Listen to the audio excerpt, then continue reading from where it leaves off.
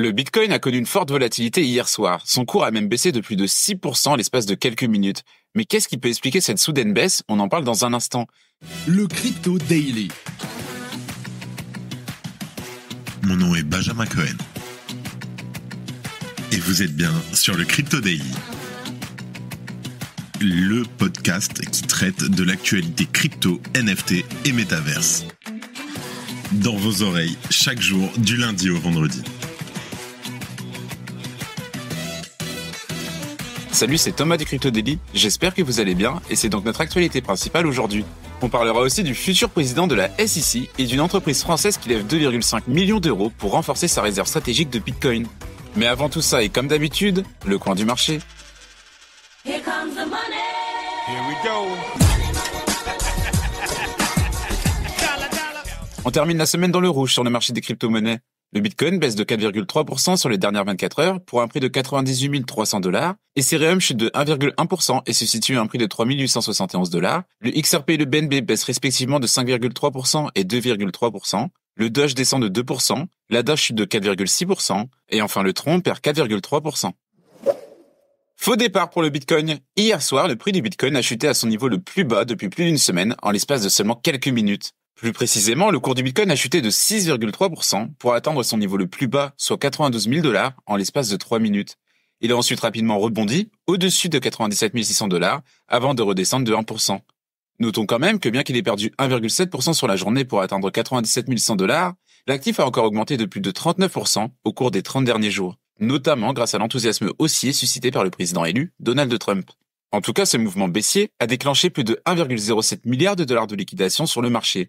Et parmi ces liquidations, environ 80%, soit 817 millions de dollars, provenaient de positions pariant sur une hausse des prix, selon les données de CoinGlass. Selon Pratik Kala, gestionnaire de portefeuille chez Apollo Crypto, cette baisse était attendue car les taux de financement avaient fortement augmenté. Clairement, selon lui, cette donnée signalait un marché en surchauffe. Je cite. Beaucoup de gens ont misé sur le breakout de 100 000 $ avec un effet de levier et se sont fait éjecter. Mais pourquoi la hausse des taux de financement signalait une surchauffe? Eh bien parce que les taux de financement sont des paiements entre les traders détenant des positions longues et courtes sur des contrats à terme perpétuels. Ces paiements permettent de maintenir le prix du contrat en ligne avec le prix de l'actif sous-jacent. Et donc lorsque les taux de financement sont élevés, cela signifie qu'un plus grand nombre d'opérateurs misent fortement sur un côté, généralement les positions longues. Et avec le mouvement de jeudi, les taux de financement élevés ont indiqué que de nombreux opérateurs étaient surendettés en pensant que les prix allaient continuer à augmenter. Alors lorsque le marché s'est retourné contre eux, les liquidations forcées ont provoqué une chute brutale des prix. Cette situation est aussi un bon rappel qu'il faut prendre des bénéfices lorsque l'on a réalisé un profit. Et oui, car les actifs augmentent très rarement en ligne droite pour toujours. Odol Consulting est un cabinet d'expertise comptable fondé en 2022 par Houssen Issoufali. Tokenisation, drop de NFT, levée de fonds en crypto, générer des revenus dans un métaverse ou encore investir dans la trésorerie excédentaire en DeFi. Le cabinet a développé une vraie expertise sur toutes les verticales du Web3. L'approche sur mesure de Odol Consulting permet d'offrir une expérience client et une expertise financière sans précédent pour permettre à ses clients de se concentrer sur le développement de leurs activités. Retrouvez-nous sur www.odol-consulting.com. Qui est Paul Atkins, le futur patron de la SEC? Le président Donald Trump a annoncé une nomination clé pour l'industrie des crypto-monnaies, celle de Paul Atkins au poste de patron de la SEC. Cet avocat républicain et ancien commissaire de la SEC de 2002 à 2008 est une figure bien connue de Washington. Il a conseillé plusieurs présidents de la SEC et dirige actuellement Patoma Global Partners, un cabinet de conseil spécialisé dans la finance et les crypto-monnaies. Ancien commissaire réputé pour son soutien aux actifs numériques, il fait son retour avec une vision ambitieuse. Mais son arrivée s'inscrit aussi dans un contexte tendu, entre scandales et vives discussions sur la régulation des crypto-monnaies. Sa nomination, elle, semble acquise puisqu'elle est soutenue par une majorité républicaine au Sénat, mais des questions sur ses liens avec des entreprises crypto pourraient en compromettre le déroulement. Je vous explique. En fait, une histoire datant de 2022 pourrait bien enflammer les débats. Et bien que Paul Atkins ne soit pas directement impliqué dans cette histoire, sa position pourrait être fragilisée par son existence. Allez, on remonte à 2022, et à ce moment-là, des révélations concernant un conflit d'intérêts impliquant William Inman, ancien directeur de la division des finances de la SEC, avaient eu lieu. Concrètement, William Inman avait conservé des liens financiers avec son ancien cabinet d'avocats, qui détenait des intérêts dans Ethereum, et ce, alors même qu'il occupait encore un poste à la SEC. Et fait notable, simple coïncidence ou hasard du destin, Ethereum avait été épargné par les poursuites de la SEC à ce moment-là. Évidemment, ça avait soulevé des doutes sur l'impartialité de l'organisme, alors un certain scepticisme devrait prévaloir parmi les membres du Sénat au moment d'évaluer la nomination de Paul Atkins. Ils chercheront sans doute à déterminer si des conflits d'intérêts pourraient surgir, compte tenu de ses liens avec certaines entreprises crypto.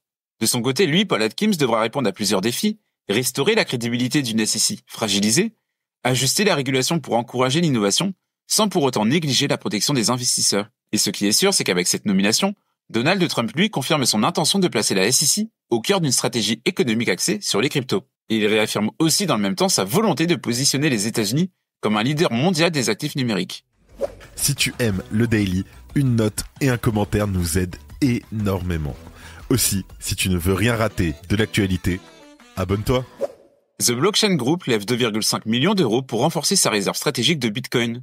The Blockchain Group est une société française accompagnant les entreprises souhaitant s'approprier les technologies blockchain.